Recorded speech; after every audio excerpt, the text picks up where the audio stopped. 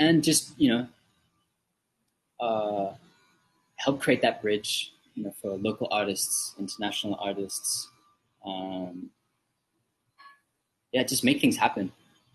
And that's really interesting because you're talking about the in the original sense. It's your own flavor. It's your own unique style. Of course, you're leading it as well, and all of your artists are unique in their own rights. But um, when you start something new and when you start something different, there's always backlash. There's always doubters. There's always the quote unquote haters and Mm. bashers. Um, I'd say at the start um, it was really just what I wanted to do, Hmm. you know, um, and it wasn't easy stepping away, at the height of my career in acting, you Yeah. know, to just step away from that, losing money every year actually for the first couple of years. But it's definitely worked out, and I'm glad I went down that path. But yeah, it's not easy to just give up what's comfortable Yeah. and what you know is going to be, a sure win, but it's not exactly what you want, and to chase something that. Versus security and money. But I really have to ask because I love that because not many artists, and I'm pretty sure there are artists out there that have chosen the comfort, have chosen the security. What gave you the And that's confidence fine other too. than, and that's fine too, of course. Yeah. But the moment, was there a specific experience where you said, "This is what gives me confidence to leave all of this behind, or to take a step back and do what I want to do"? I think it was a gradual thing, Hmm. but it was as Careless started growing, because originally it was just me. Hmm. And yeah, what you guys are doing is really different. And, I feel like even if it's just like a small amount, changing, what we think artists are supposed to be Hmm. here, um, I'm cool with that. I'm happy with, what we're able to achieve. So over time, kind of it was a no-brainer, because this is what really feeds my soul. This is what makes me feel like I have purpose, or whatever you want to call it. But yeah, it was over time, and it was really the people and the team that grew over time that was like, okay, yeah, this is the path. I remember actually, and I don't even know if you remember this. We had a shoot for a certain magazine years ago, and we were, it was, I forgot actually who it was, but we were there. I can't, let's not mention the brand, the exact brand. Yeah, but But I remember it was you, me, Nadine, and maymay. we started talking, or actually you really started talking to me. My mom messaged me the name of the brand. Mom, I know the name of the brand. I just can't Yeah, say I it. know too. And but you said to me, and it was really, I don't know how, if you even remember the impact that it would have had, but you talked to me, tell you for years it didn't make sense. I was like, I didn't know what the heck you were talking about. I thought I already had found it out. And I realized looking back now, I didn't know what the heck I was doing. But for you, when was that moment where you realized, I don't think my path is the normal love team path, or the Like, what is it that makes you you? And even me, like I'm still learning as I'm going, and that has also evolved for me. What Because I've learned that you know it matters less what it is that you're doing. It matters more, like, did so. you I think that was the okay, go most ahead. important thing, that I wanted to, like, stay true to who I am, and like what I believe in, and the vision I see for myself, and everything kind of just fell into place. Like, I never knew that Kellis was really going to work. I never knew that um, you're being true to who you are. Was there ever a peg that you had? I know you're not going to copy anyone else, but in terms of stepping out into what you're doing and the artist that you're trying to be, early on, did you have like an example of the direction you wanted to go in? Not exactly, no. Oh, I'm sure that's not. It's not just music. A lot of people, you might think that all you have to do in a label is just create music, but you're also, like you said, you're leading this. So, uh, might be an out of the box question, but what is the biggest thing that you've learned from having to lead other people, or people will look to you name of the label, we really care. Yeah. Like we just really care about the artists and the people that we work with more than like results. Like what to us is more important is, you know, the family that we have, the people that we work with. The goal of the group, of the label as well. But I actually want to touch on a couple of things, and I remember asking Sir Ogie about this in a past episode as well, about the current state of OPM. You've changed a lot, you've done a lot, but I really want to ask you specifically about, and it's to the point where the identity of OPM is kind of like on the fence. Have you ever felt that, or do you see it differently? I don't want to insinuate anything, but how do you feel about that one? That is a difficult question. Okay. Because that's where it gets confusing. You know, we think of OPM, and we think of, like, a lot of like the legendary rock bands and everything. Yeah. And it's just where the music is going now and what's popular now. It's going to change. So I don't know. For me, not that at all. You know, one thing, in Careless is that, we don't tell artists what they have to make. You know, what's sellable. Like K-pop is sellable right now, so you got to do like K-pop. It's really like, what is your sound? Let's help you really create. This is leading on to a different topic, but now, like, say, again, I haven't. Would you call what we do OPM? Because people do. People still refer to it as OPM, but that's where it gets confusing. It's just actually, I don't think I would. And that's not a knock to you. When you look at Nadine, when you look at you, you're all different. So I guess I see what you mean. You can't necessarily put, although it's under the same label, a label on it. But going back to your group of artists as well, and this might be a tough question as well. When is the point when you have an artist and let them try a different path, or would you stick with them? Of course, I know it could vary from case to case, but how would you encounter that? I think we haven't exactly encountered that yet because some things hit, some things miss, but then I think it's if you give up, then you're not going to fail. So we have yet to encounter that. So you think, okay, that's interesting. You think the only time that you really fail is when you quit, or can you fail through making mistakes? No, I don't think so. As long as and speaking, as soon as you quit, though, that's the real failure. Then all those mistakes then it adds up to one big failure. Okay, it's the equal sign after the math equation. But for you, I know that there have been times, and a lot of people don't really see it on camera. You probably won't see the mistakes that we do make. However much you want to share here, when was one time in the industry where you really made a mistake, whether it be on stage or on set? Have you ever experienced that?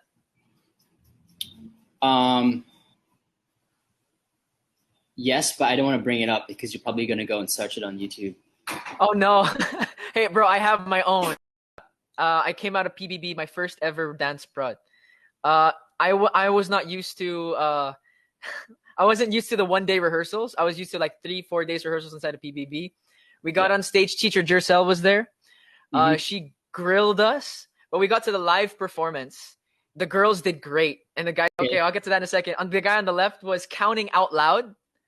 She was like 5, 6, 7, and I was in the middle because I was like at the triangle. I was on the front, and I just forgot the steps for a solid like 3-4 seconds, which is an eternity when you're on stage. And it's still on YouTube today. And if you can find it, I'm gonna.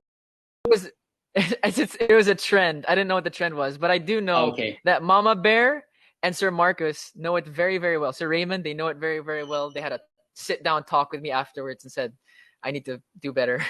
What was yours? Okay, that's nothing. That really? Nothing, my friend. Okay. Bad way. Okay. I'll give you that one. That's 1 point to you. But head into a different direction. Of course, you stepped away from acting, like you said, at the height of your acting career as well, and that's a big risk because a lot of people might assume acting is where Uh, uh, could you ever not cry, or was there a time where you couldn't say the lines, or what was your biggest trouble when you were in the acting world? Obviously, Tagalog. Okay, I feel you, bro. That had I to have feel been the you. biggest. No, but no, you're good. No, no, no, no, no, no. No, no. But what It's was it? What okay. was the times you But had? acting, I don't know. Like for me, it's not that I didn't like acting. That's why I walked away from it. I loved it. Mhm. I loved acting. I think that was also kind of liberating for me because as soon as I said Right. action, like you know, all the things that insecurities I would have or any kind of anxieties would disappear, and I'm just someone else. Yeah. So um, it was great. I stagnant. I'd hit a limit or a plateau, and I just want to do something else where I feel like I could really own it. So does that mean that in the future, would you consider going back into acting for like say there was an MMFF movie, you'd consider it? Yeah, absolutely. Project B. Like who would have to be co-starring in this movie for you to step out of the acting world? Not just for a couple of days, but like at that level, if it was an MMFF or was a really big project, it would be like a month at the time. It would be like maybe 1 or 2 months because of lock in. How would you? What would it take for you to step back into the acting world?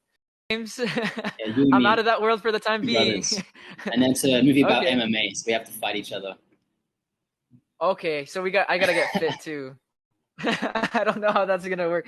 Hey, but wait, can I debunk one? And I don't know if you can even answer this question. I don't even know if I'm allowed to ask it. It's not in the script. A couple of fighting, just a couple of sessions, and the people who trained us said there was a certain project where you had a staff. Let's just say you had a staff, and you had to fight with it. And you showed me like the short edits that they took, like just of training.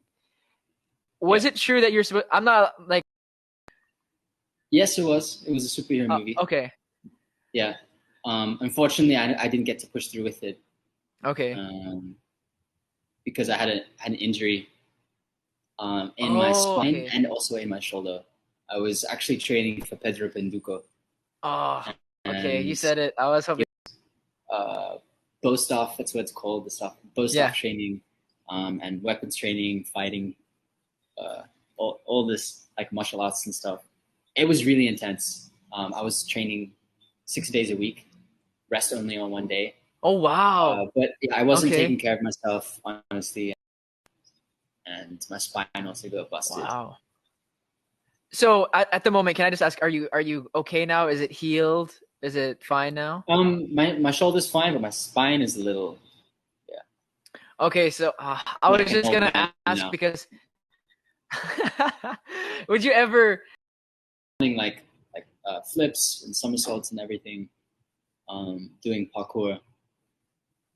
But yeah, And it would have been after cool. all that time in the movie, okay, Actually, you could be my stunt double, bro. I would be the skinnier, slightly less athletic on it. A lot of people right at the moment are messaging on Kumu saying spending. Oh, we have just under a 500,000 people, or not 500,000 Oh wow. people, 500,000 diamonds on Kumu already. We got 2.2 thousand people watching. A lot of people are sending their love as well. But Thanks everyone. of course, and as a person, what is it that you want to leave on this industry? Um, that I was just true to myself. I carved my own path, and no matter how difficult it was, or you know, all the bad, Mhm. because it's sustainable. You know, really Yeah, what we're focusing at, in Careless by, being a music label, also managing artists, is that, uh, we give the power back to them, back to the artists, back yeah. to the musicians. At the same time, Lie with the artist. I'm not sending out any signal saying I'm being forced to do anything. Not at all. But it's not always like that in a contract based business world. But for you, to any artist right now, or any person right now watching who thinks that they only have one path ahead of them, it's been put on. you know. For me, it's not so much about the money, and I think that's obvious because I just walked away from my most a lot of secure money. future to go and do something where it wasn't guaranteed. It wasn't guaranteed. Your own livelihood, for your own peace of mind, for your own spirituality, is doing the things that you're afraid of, because that's really where growth happens. It's right behind that fear is the person you want to be. Oh wow. Okay. Well, I sincerely hope to get that.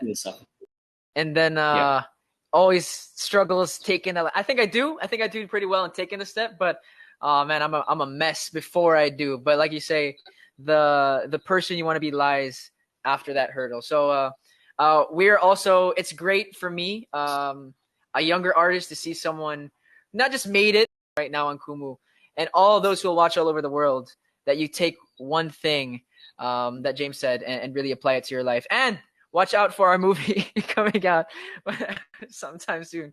If that ever would happen, what a dream that would be. But James, can you go ahead? Because we are trending at that you're creating at the moment. Yeah. First of all, thank you everyone, for sending the gifts on Kumu. Thanks everyone for tuning in, and of course for supporting the single Hello. We do have a music video coming out. When is it? I think it's for this to come out, which is why I know it's good. Okay, because there's fear. I'm scared of this. Yes, there's fear behind this because I've never really shown people this side of me. I've been doing a lot of serious stuff, but that's not always who I am. So you're gonna see a very different, crazy. 1 second. And where we'll be able to find the music video? All your it'll be on the Careless YouTube channel. Okay. Yeah, you can follow us on YouTube, Careless Music, or is it Careless PH? Yeah, Careless PH. There's updates, of course, on the Instagram page, Careless Music, and some pretty cool features. And it's pretty exciting as well because people won't know this, but just before James came on the show, he was actually shooting something as well, and I'm sure everyone has to look out for that surprise as well. But James Reed on Mix is sending on Twitter as well. A lot of people are sending their love. So real quick, last up, what do you want to say? In the original sense, it's your own flavor, it's your own unique style. Of course, you're leading it as well, and all of your artists are unique in their own rights. But when you start something new and when you start something different, there's always backlash, there's always doubters, there's always the quote unquote haters and bashers.